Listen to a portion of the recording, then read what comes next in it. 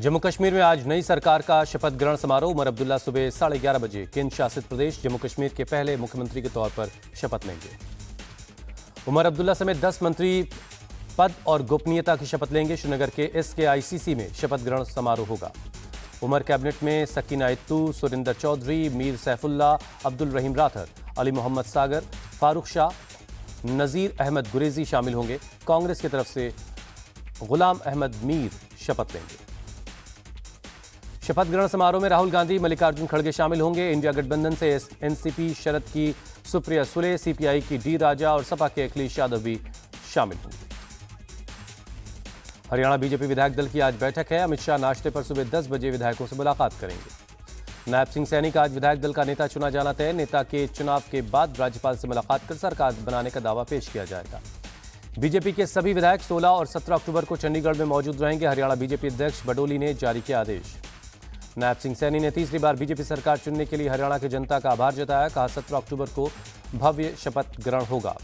झारखंड में विधानसभा चुनाव के लिए बीजेपी के फाइनल उम्मीदवारों की लिस्ट 67 उम्मीदवारों के नाम पर लगी मुहर।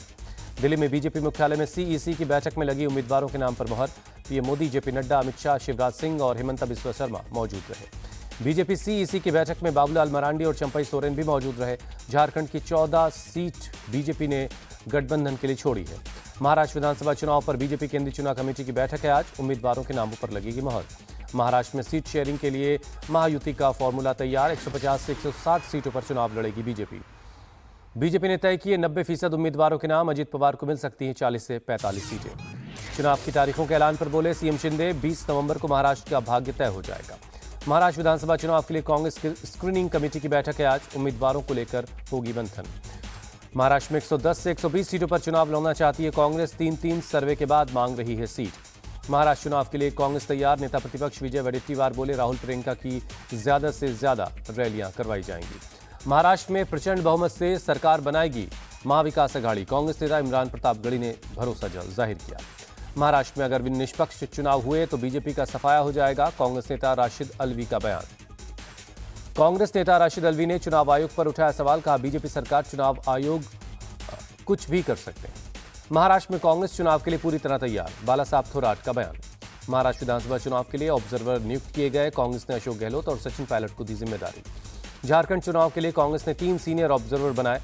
तारिक अनवर, अधीर रंजन चौधरी और भट्टी विकारमार्क मल्लू को जिम्मेदारी दी गई। झारखंड की जनता एक बार फिर गठबंधन की सरकार चुनेगी। प्रदेश कांग्रेस अध्यक्ष का बयान।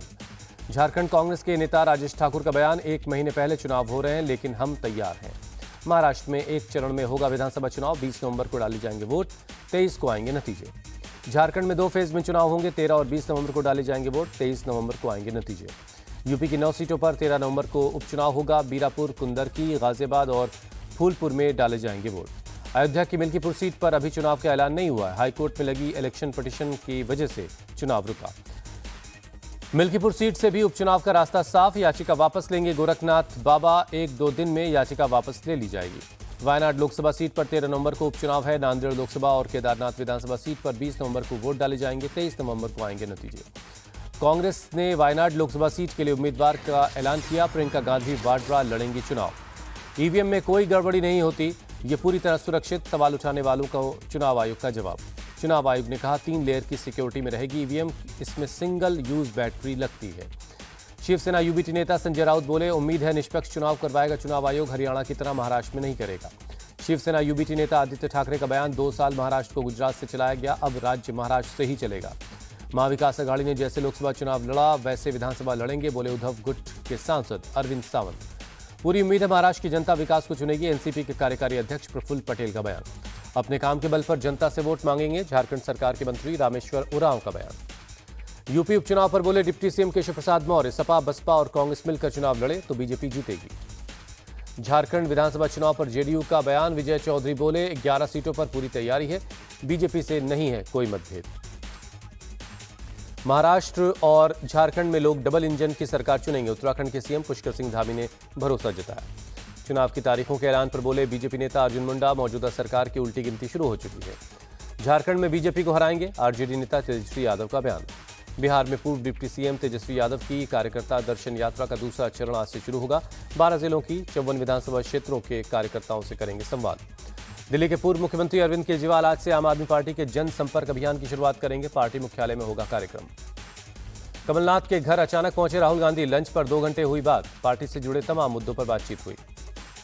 पटना में प्रदेश बीजेपी अध्यक्ष दिलीप जायसवाल से मिले Bhojpuri star Ritesh Pandey. BJP join करने के सवाल पर बोले जल्द पता चल जाएगा। केंद्रीय कैबिनेट की आज सुबह 10:30 बजे बैठक होगी। पीएम मोदी करेंगे अध्यक्षता। एससीओ समिट में शामिल होने के लिए विदेश मंत्री एस जयशंकर पहुंचे पाकिस्तान। करीब 9 साल बाद किसी भारतीय विदेश मंत्री का ये पाकिस्तान दौरा है। एस जयशंकर डिनर के दौरान अनौपचारिक तौर पर पाकिस्तान के पीएम शहबाज शरीफ से मिले। दोनों ने हाथ मिलाया। विदेश मंत्री एस जयशंकर के पाकिस्तान दौरे से खुश फारूक अब्दुल्ला। कहा उम्मीद है दोनों देश शांति के लिए नया अध्याय शुरू करेंगे। दिल्ली और आसपास के वायु प्रदूषण के मामले में सुप्रीम कोर्ट में आज होगी सुनवाई। पिछली सुनवाई में कोर्ट ने कड़ी नाराजगी जाहिर की थी। बम की खबर के बाद जयपुर में इंडिगो प्लेन की इमरजेंसी लैंडिंग। सऊदी अरब के दम्माम से लखनऊ जा रही थी फ्लाइट में 174 मुसाफिर और 8 क्रू मेंबर सवार थे। सेफ लैंडिंग के बाद जयपुर में प्लेन की सघन तलाशी हुई। विमान में कुछ भी संदिग्ध नहीं पाया गया। मंगलवार को एक्स के जरिए 7 विमानों में बम होने की खबर दी गई थी। नई दिल्ली से शिकागो जा रहे एयर इंडिया के विमान को भी आनन फानन में कनाडा हवाई अड्डे पर उतारा गया था। स्पाइस जेट एयरलाइंस को डीजीसीए से मिली राहत। विशेष निगरानी हटाई गई। बिहार के सरकारी स्कूलों में बिना इजाजत प्रवेश पर लगा प्रतिबंध। सिर्फ प्रधानाध्यापक के पास होगा प्रेस ब्रीफिंग का अधिकार। खाने पीने की चीजों में थूकने और गंदी चीजें मिलाने के मामले में यूपी के सीएम योगी सख्त। जल्द कड़े कानून लाने की तैयारी। सीएम योगी ने खाने पीने की चीजों में गंदगी मिलाने को बताया बड़ा अपराध। का खाद्य पदार्थों की पवित्रता को सुनिश्चित करने के लिए कठोर कानून जरूरी है। सीएम योगी ने अधिकारियों के साथ बैठक में दिया निर्देश। खाद्य प्रतिष्ठान में किसी कर्मचारी के घुसपैठिया होने या अवैध विदेशी नागरिक होने की पुष्टि होने पर कड़ी कार्रवाई की जाए। यूपी के सहारनपुर में एक बार फिर एक होटल में रोटी पर थूक लगाने का वीडियो हुआ वायरल। बजरंग दल ने खलीफा नाम के इस होटल के खिलाफ किया हंगामा। बजरंग दल ने खलीफा होटल को बंद करने की मांग की। फिलहाल पुलिस ने ना तो कोई केस दर्ज किया है और ना ही होटल मालिक के खिलाफ कोई कार्रवाई की है। मुरादाबाद के बीजेपी विधायक रितेश गुप्ता का विकास प्राधिकरण के अधिकारियों पर गुस्सा होता वीडियो वायरल। कहा जो हो रहा है हिंदुओं के खिलाफ ही क्यों हो रहा है। मुरादाबाद के काशीराम कॉलोनी में चल रहे रामलीला के मंचन को रोकने पहुंची थी विकास प्राधिकरण की सचिव अंजू लता। विधायक रितेश गुप्ता पहले एनडीए की टीम पर और फिर सचिव अंजू लता पर भड़के।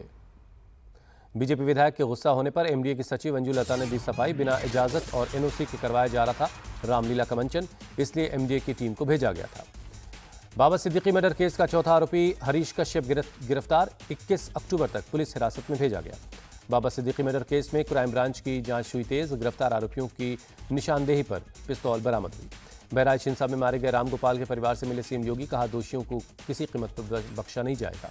यूपी सरकार ने रामगोपाल मिश्रा के परिवार को 10 लाख की आर्थिक मदद की। महसी बीजेपी विधायक सुरेश्वर सिंह ने दी जानकारी। बहराइच पुलिस ने हिंसा प्रभावित इलाकों का दौरा किया। अब तक 30 से ज्यादा उपद्रवी हिरासत में लिए गए। यूपी में जंगल राज कायम है, सरकार हुई फेल। बहराइच की घटना पर कांग्रेस प्रदेश अध्यक्ष अजय राय का बयान। सुप्रीम कोर्ट में कोलकाता रेप मर्डर केस में सुनवाई। सीबीआई को 3 हफ्ते में स्टेटस रिपोर्ट दाखिल करने के लिए कहा गया। कोलकाता में ममता सरकार के खिलाफ बीजेपी का मशाल जुलूस। Lady doctor rape murder case समेत प्रदेश की मौजूदा हालात को लेकर सरकार को घेरा। बीजेपी नेता शुभेंदु अधिकारी ने सीएम ममता से मांगा इस्तीफा। कहा डॉक्टरों की जल्द से जल्द मांगे मानी जाए।